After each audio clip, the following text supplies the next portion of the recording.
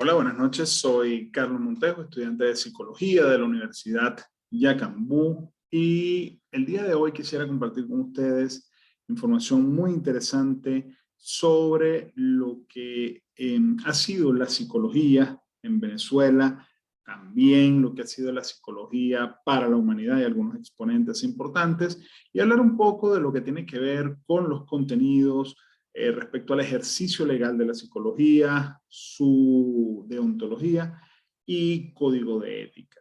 Sin más demoras, vamos a dar inicio a nuestra sesión del día de hoy.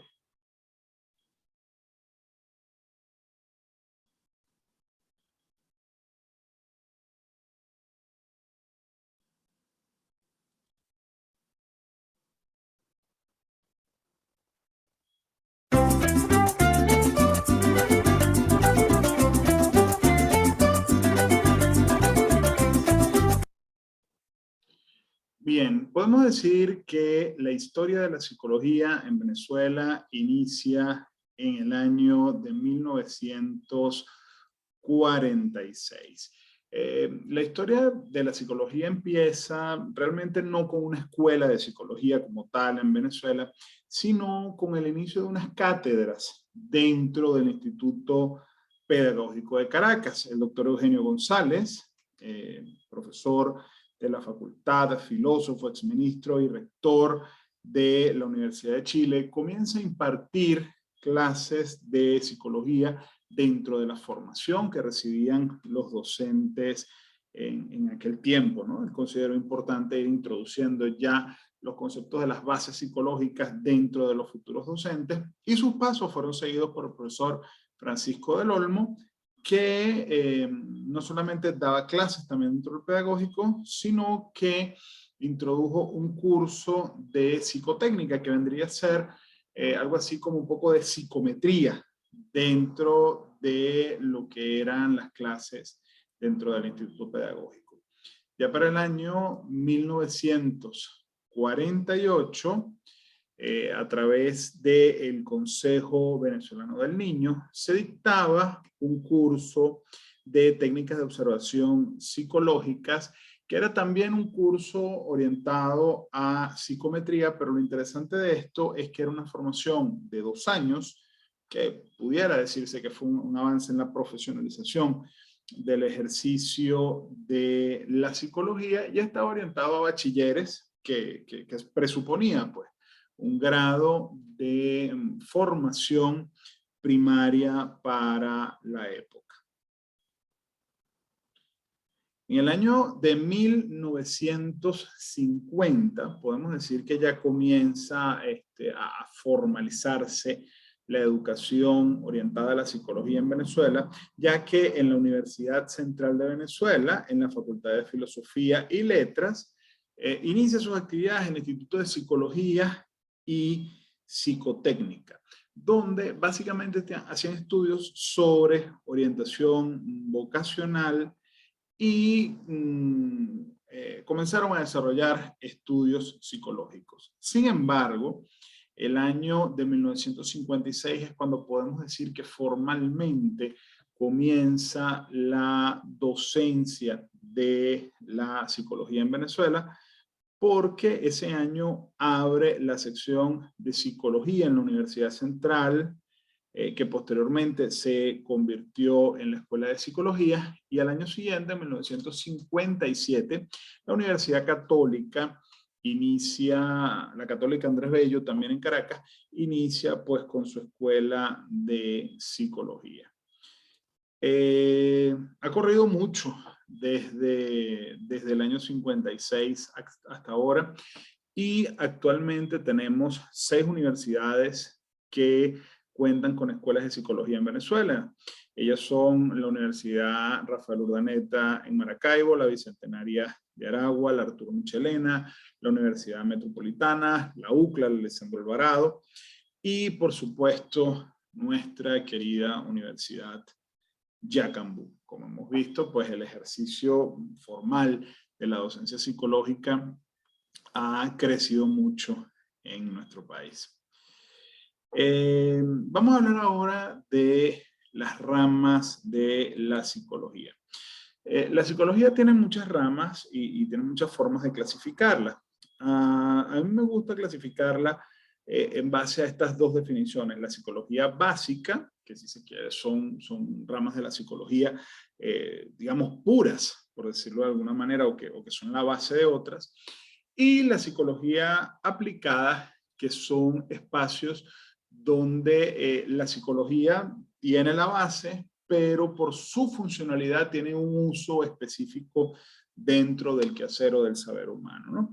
Dentro de la psicología básica tenemos la general, la experimental, la psicobiología, la evolutiva, la psicología del aprendizaje, la psicometría, la psicología de la personalidad, la cultural y la de género. Ahora, en la psicología aplicada tenemos la psicología clínica, la psicología del deporte, la organizacional, la jurídica y la educativa. A los efectos de la presente exposición, vamos a abordar 5 de estas psicologías donde vamos a describir qué es lo que hacen, cuáles son sus campos de competencia. Hemos incluido dentro de cada una de estas descripciones de las ramas de la psicología, hemos incluido breves videos que los tienen incorporados dentro de la presentación y los van a poder validar cuando vean la presentación. Son videos muy cortos y muy amenos sobre lo que es cada una de estas ramas de la psicología. Pasando directamente a la conceptualización de la psicología educativa, podemos decir que la psicología educativa es una disciplina, una rama de la psicología que se encarga de validar, de estudiar los procesos de enseñanza y aprendizaje, así como de proponer teorías y métodos para mejorar todo lo que tiene que ver con la educación y el aprendizaje humano.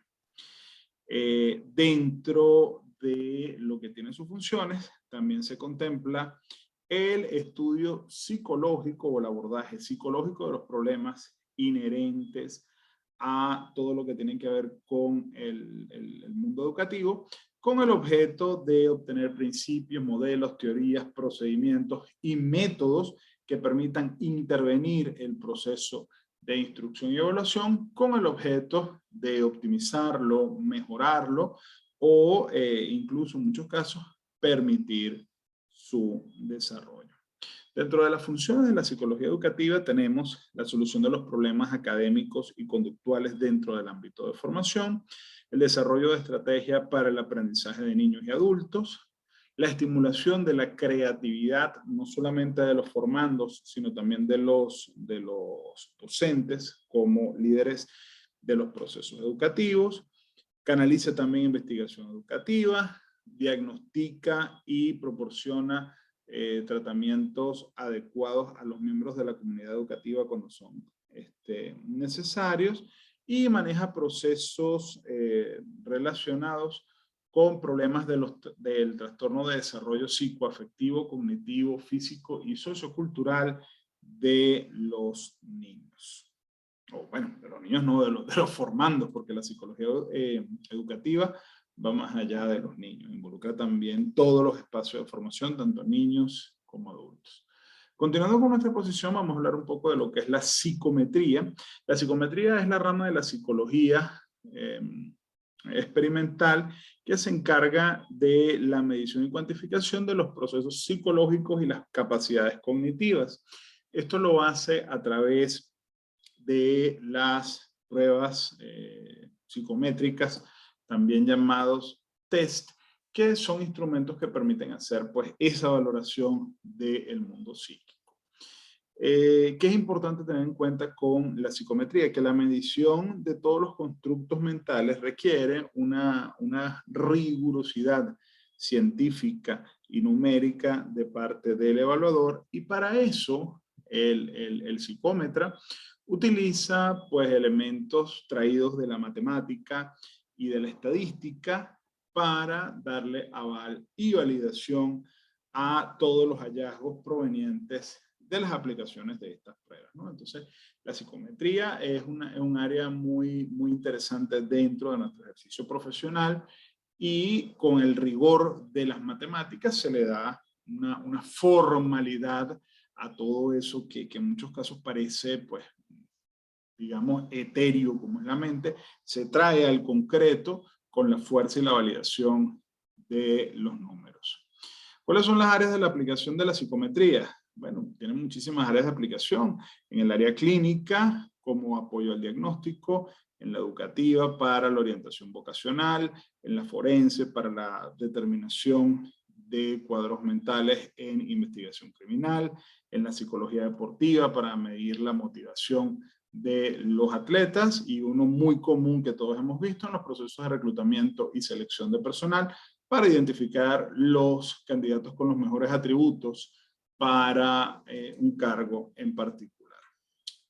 Y hablando de deportes, que vimos que es uno de los campos de aplicación, una de las ramas de la psicología, si se quieren más modernas, es la psicología deportiva, cuyo objeto es el estudio de los factores psicológicos que intervienen en el rendimiento deportivo.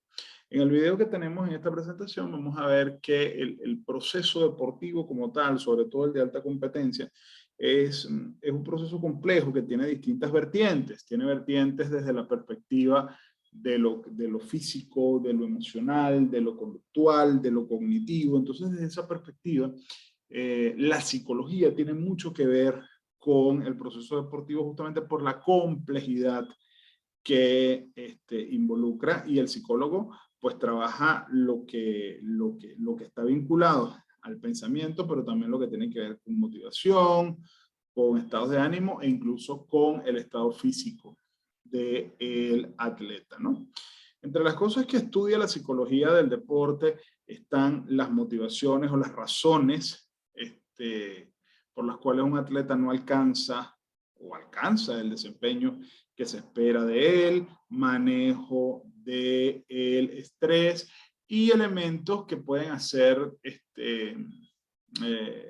un aporte a el desempeño del atleta, sobre todo cuando requiere apoyo desde el punto de vista psicológico, cuando tiene temas de ansiedad o depresión o necesita estímulo y motivación.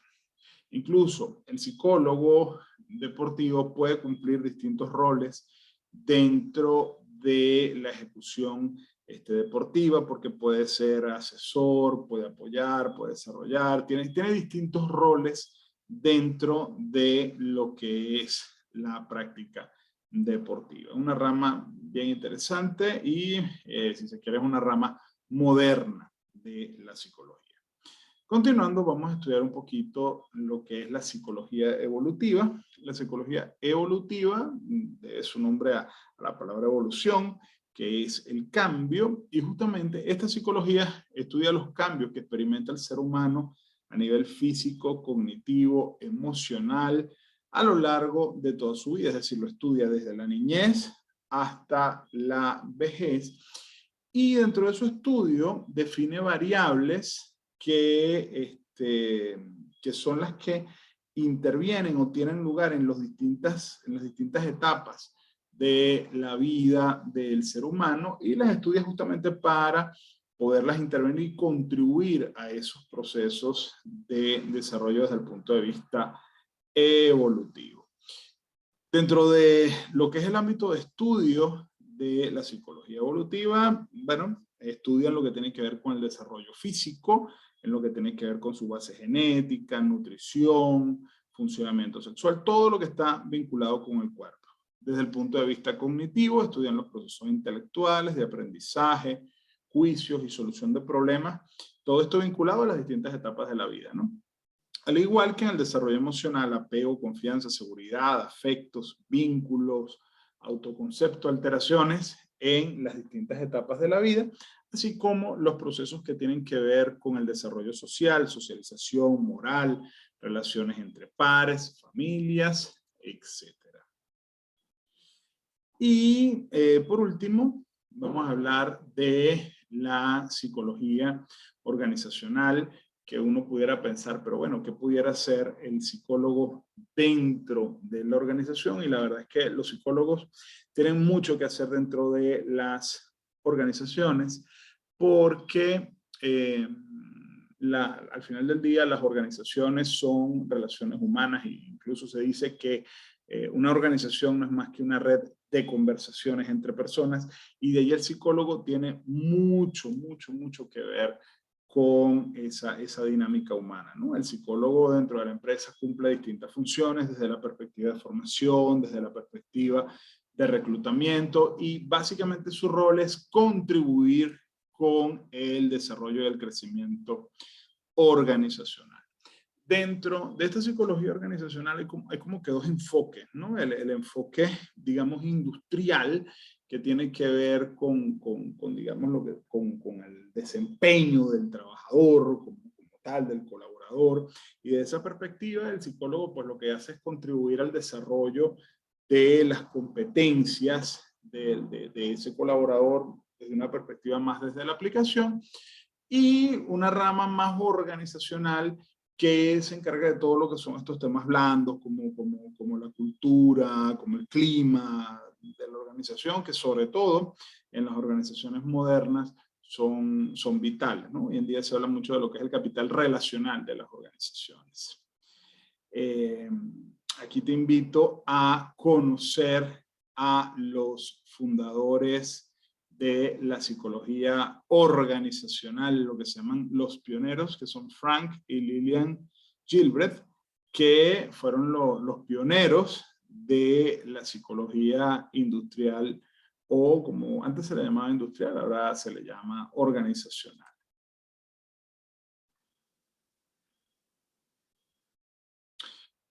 Vamos a revisar algunos psicólogos prominentes de la historia, y bueno, no podemos hacer una revisión de psicólogos prominentes sin hablar de Sigmund Freud, que tiene múltiples aportes dentro del desarrollo de la psicología humana, de los cuales, bueno, uno de los más importantes es su propuesta del aparato psíquico, donde hay tres elementos que forman parte de ese aparato psíquico: el ello, el yo y el superyo, donde el yo representa a la parte consciente del individuo y el que está conectado con el mundo real.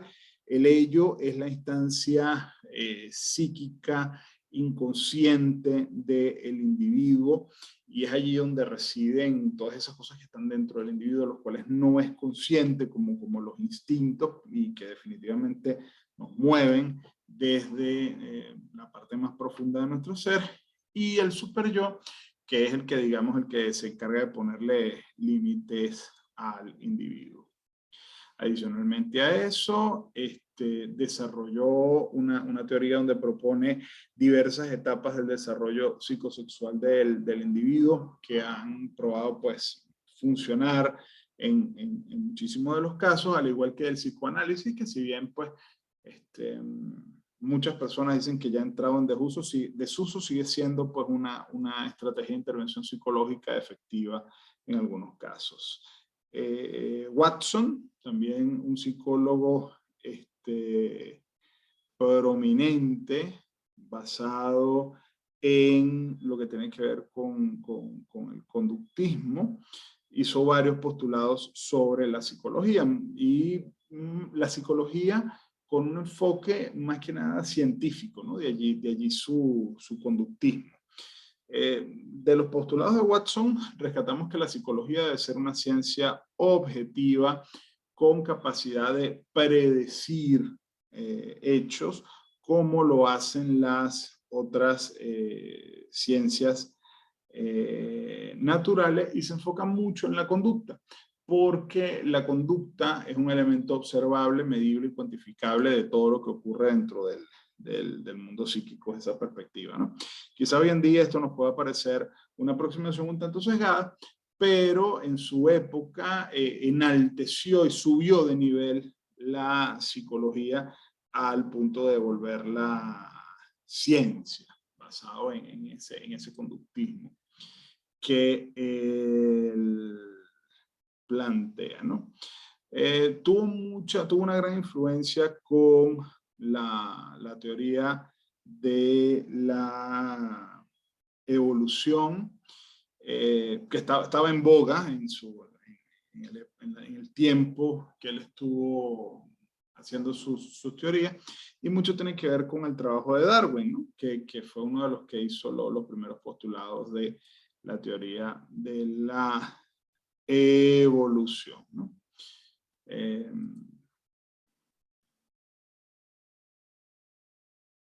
Otra cosa importante dentro de las teorías de Watson tiene que ver con su enfoque en el aprendizaje.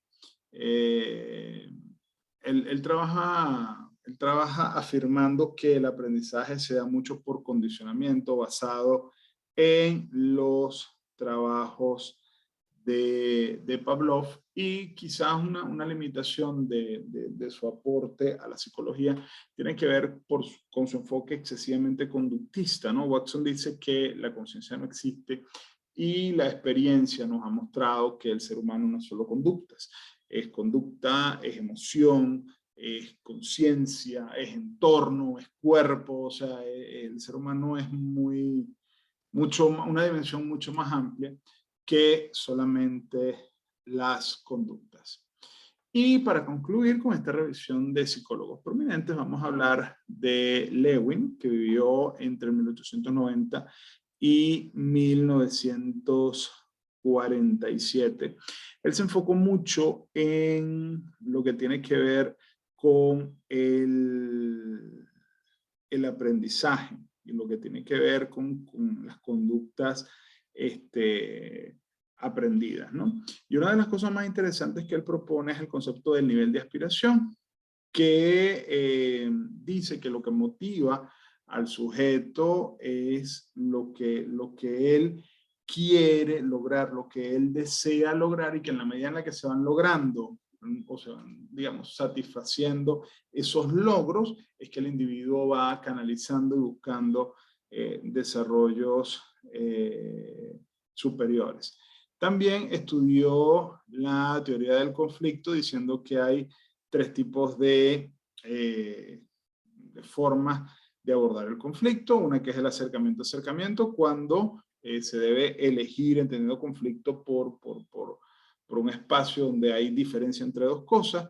El acercamiento es cuando hay que elegir entre dos realidades positivas, evitación, que es lo contrario, cuando hay que elegir entre dos realidades negativas. Y evitación, cuando la propuesta con la cual se enfrenta la persona tiene una vertiente positiva y una vertiente negativa, ¿no?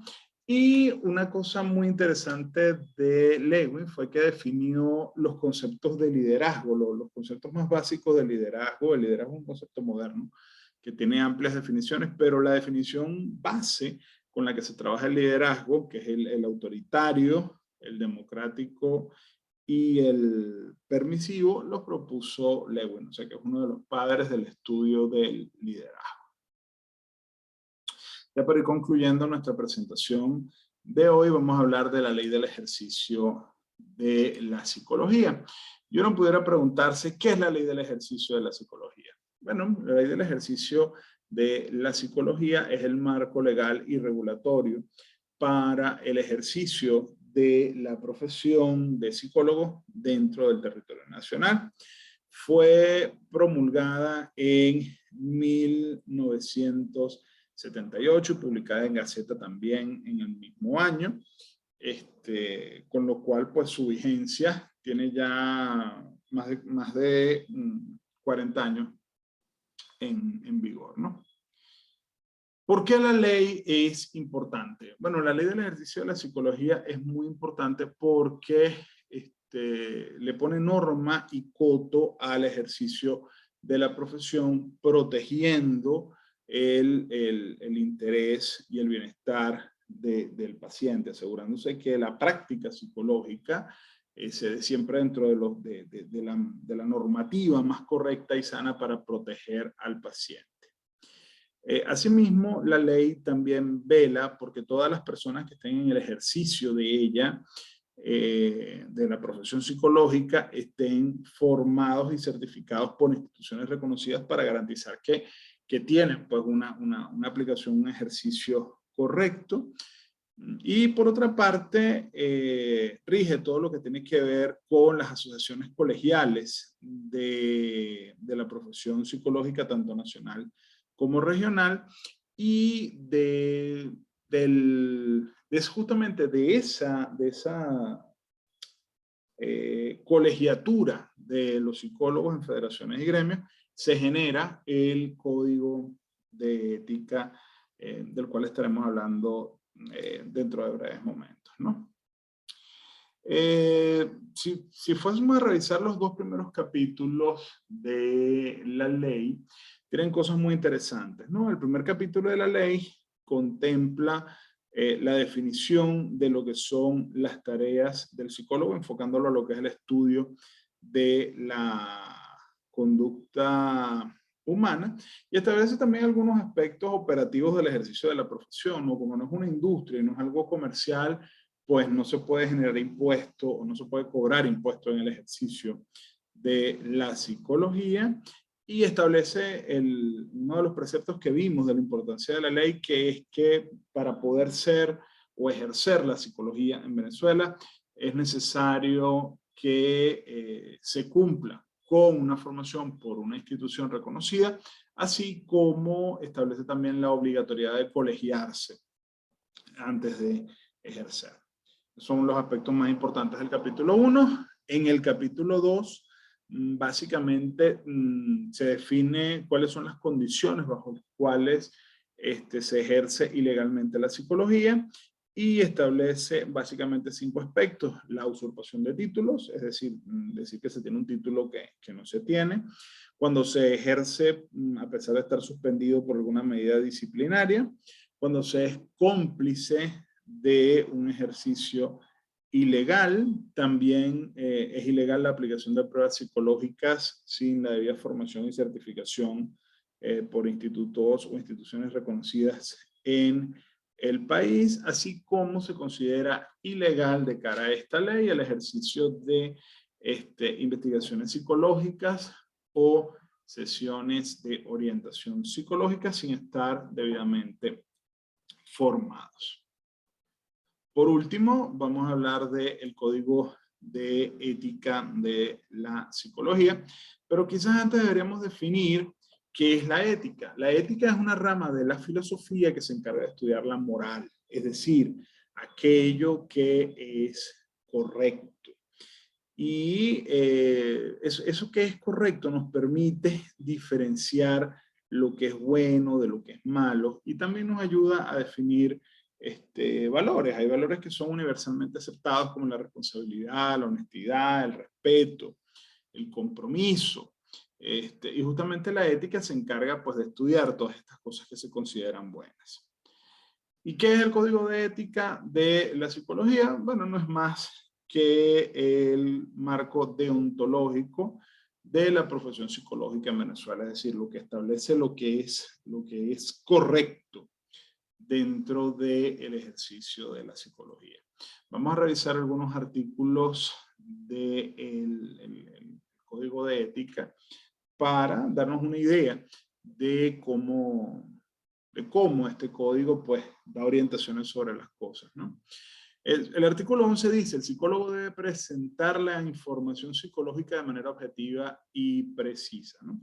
Esto es interesante porque el código de ética establece que debe haber objetividad siempre en el ejercicio de la profesión, y no permitir que el factor personal interfiera, pues, el criterio de evaluación.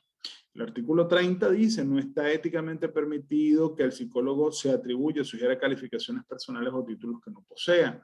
Es muy importante, lo hemos visto ya en la ley, el código de ética lo refuerza, que las personas que ostenten un cierto título deben tener la certificación efectivamente validada para eso.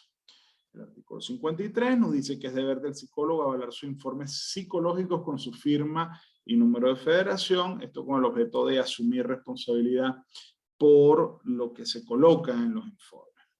El artículo 62, por ejemplo, nos dice que el desacuerdo con los resultados de una investigación o estudio no es una razón admisible para silenciar su publicación. La ética de nuestro código señala que si hay algo que hemos encontrado en nuestra investigación que no nos gusta o no estemos de acuerdo con ella, igual la debemos reflejar.